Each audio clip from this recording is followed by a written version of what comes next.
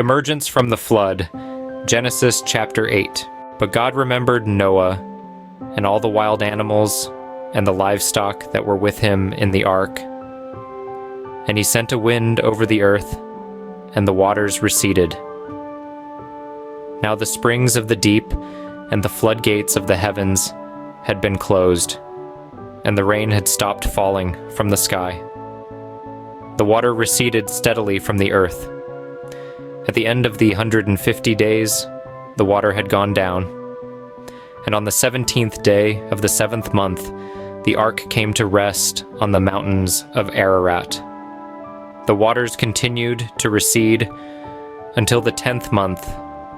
And on the first day of the 10th month, the tops of the mountains became visible. After 40 days, Noah opened a window he had made in the ark and sent out a raven, and it kept flying back and forth until the water had dried up from the earth.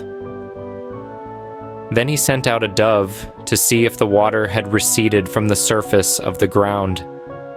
But the dove could find nowhere to perch, because there was water over all the surface of the earth. So it returned to Noah in the ark.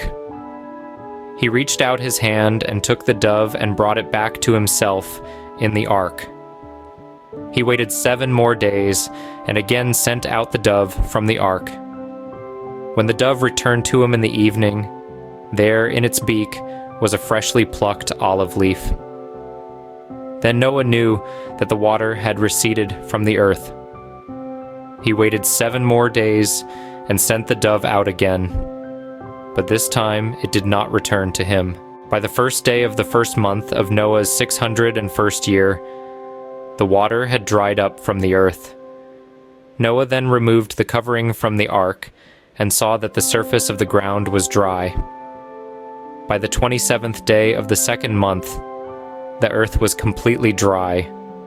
Then God said to Noah, "Come out of the ark, you and your wife and your sons and their wives. Bring out every kind of living creature that is with you, the birds, the animals, and all the creatures that move along the ground, so they can multiply on the earth and be fruitful and increase in number on it." So Noah came out, together with his sons and his wife and his sons' wives. All the animals and all the creatures that move along the ground, and all the birds, everything that moves on land, came out of the ark, one kind after another. Then Noah built an altar to the Lord, and taking some of all the clean animals and clean birds, he sacrificed burnt offerings on it. The Lord smelled the pleasing aroma and said in his heart, "Never again will I curse the ground because of humans, even though every inclination of the human heart is evil from childhood. And never again will I destroy all living creatures as I have done. As long as the earth endures, seed time and harvest, cold and heat, summer and winter, day and night will never cease."